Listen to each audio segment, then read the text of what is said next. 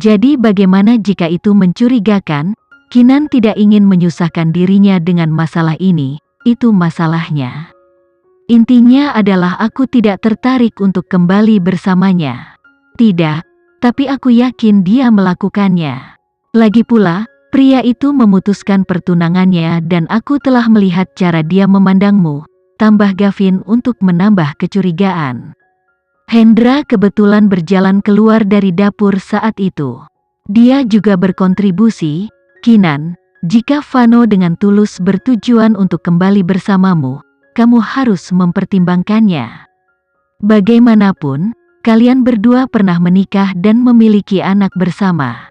Keluarga yang lengkap masih merupakan hasil terbaik untuk Farel. Hendra adalah seorang pemikir tradisional, dia tidak ingin Farel tumbuh dalam keluarga yang berantakan. Sebelum Kinan bisa membantah, Gavin melakukannya untuknya. Tidak mungkin, kakakku tidak akan kembali bersamanya. Ayah, Kak Kinan sangat mengesankan, bagaimana bisa seorang pria biasa cukup baik untuknya? Hendra bertanya dengan rasa ingin tahu, tapi Vano bukan pria biasa-biasa saja kan? Jadi apa, Kak bahkan lebih baik darinya. Terlebih lagi, dia tidak membutuhkan pria manapun dalam hidupnya untuk membuatnya merasa baik. Kinan merasa bersyukur karena Gavin telah mengucapkan kata-kata itu secara harfiah di benaknya. Namun, dia tiba-tiba menambahkan, karena itu, kecuali Vano Mach berlutut dan meminta maaf kepada kakak, mungkin saat itu, aku akan menerima kakak mempertimbangkan untuk membawanya kembali. Kinan menelan pujian yang akan dia berikan kepada Gavin. Kak, mau kemana? Gavin berbalik untuk menyadari Kinan sedang menuju ke atas. Bekerja, Kinan berkata sebagai penjelasan. Gavin bergegas untuk mengikuti. Gavin tahu proyek apa yang sedang kakaknya Kinan kerjakan. Dia sebenarnya ingin tahu bagaimana kakaknya akan membuat anggota tubuh manusia buatan yang sempurna. Kinan menyalakan komputernya begitu dia sampai di ruang kerja. Sebelum Kinan kehilangan ingatannya, dia punya kebiasaan menyimpan data penting di penyimpanan cloud. Sejak malam sebelumnya, dia telah mengeluarkan informasi dan file darinya. Dengan beberapa klik mouse, layar tiba-tiba dipenuhi dengan desain yang rumit dan rumit. Mereka semua adalah desain untuk robotika. Wah, Kak, ini apa? Apa kakak yang mendesainnya sendiri? Gavin mendekat ke layar komputer dan berseru. Kinan memindai desain dan menjawab dengan acuh tak acuh, tidak semuanya. Apa maksudmu? Beberapa dirancang oleh mamaku, yang lain aku kumpulkan selama bertahun-tahun. Gavin melebarkan matanya dan menatapnya. Maksud kakak Bibi? Dia yang mendesain ini. Kejutan Gavin bahkan lebih besar daripada ketika dia mengetahui Kinan adalah seorang jenius komputer.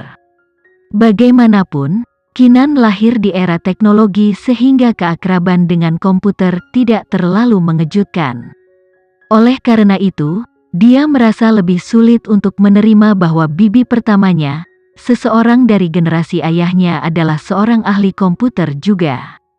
Kinan mengangguk, ya. Beberapa di antaranya dirancang oleh tangannya.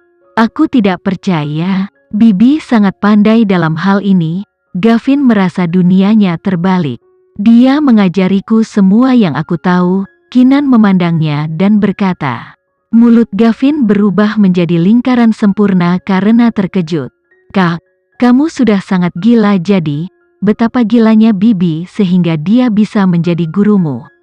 Semakin Gavin memikirkannya, semakin banyak penyesalan yang dirasakan Gavin. Aku seharusnya membuat ayahku membiarkanku tinggal bersama kalian berdua setelah aku lahir.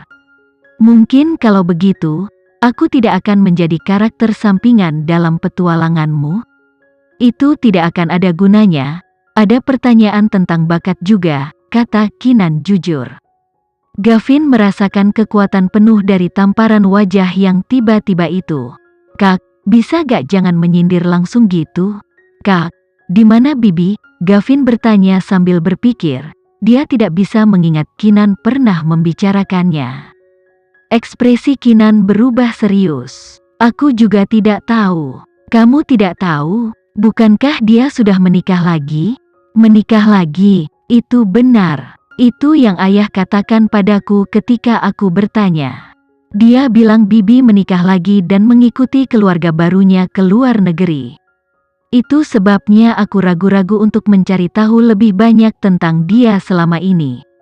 Kinan tersenyum pada imajinasi pamannya. Dia baru saja bangun dan pergi suatu hari, tidak tahu kemana dia pergi, tapi dia pasti tidak menikah lagi. Tunggu, jadi bahkan kakak tidak tahu di mana bibi? Gavin menganggap ini sangat sulit dipercaya. Kinan setidaknya adalah putri bibi pertamanya, jadi dia seharusnya memberitahu dia kemana dia pergi.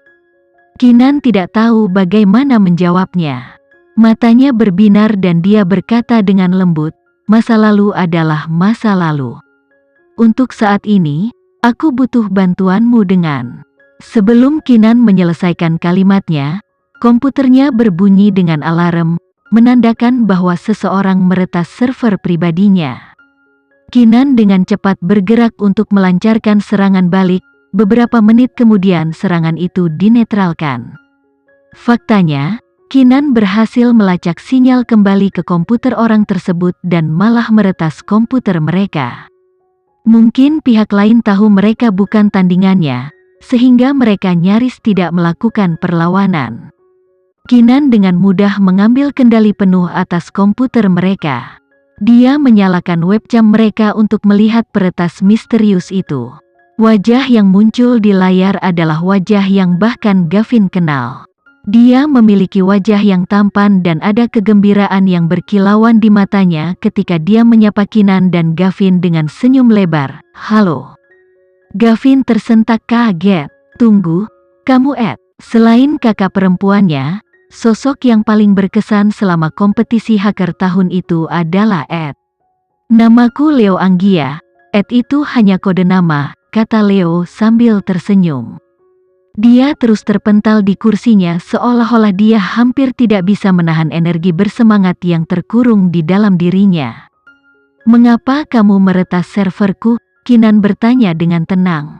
Kinan juga tidak menyangka pelakunya ternyata Leo, tapi dia menyembunyikan keterkejutannya lebih baik daripada Gavin.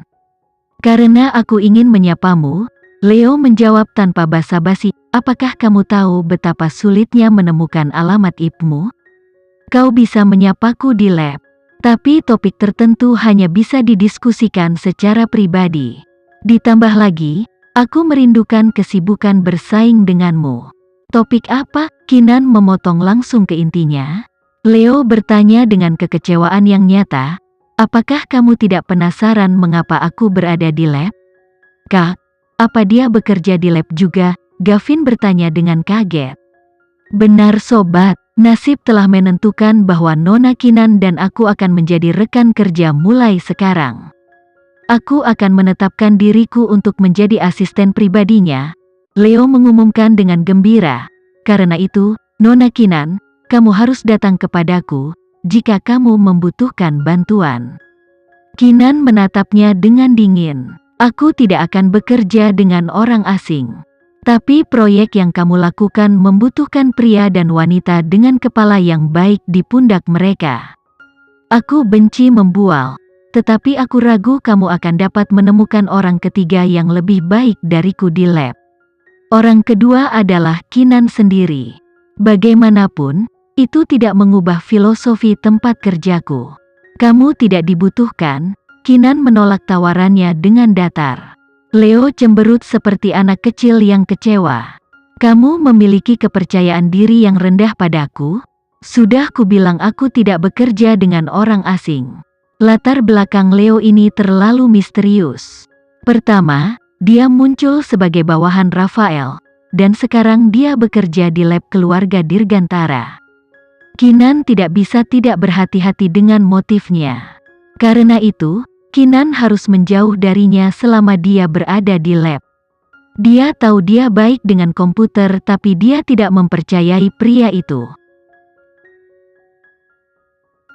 Sekian dulu ya video kali ini. Kita lanjutkan lagi videonya di lain waktu. Oh iya, bagaimana menurut kalian? Semoga bisa sedikit menghibur kalian semua. Untuk teman-teman yang baru nonton, jangan lupa subscribe ya, hehehe.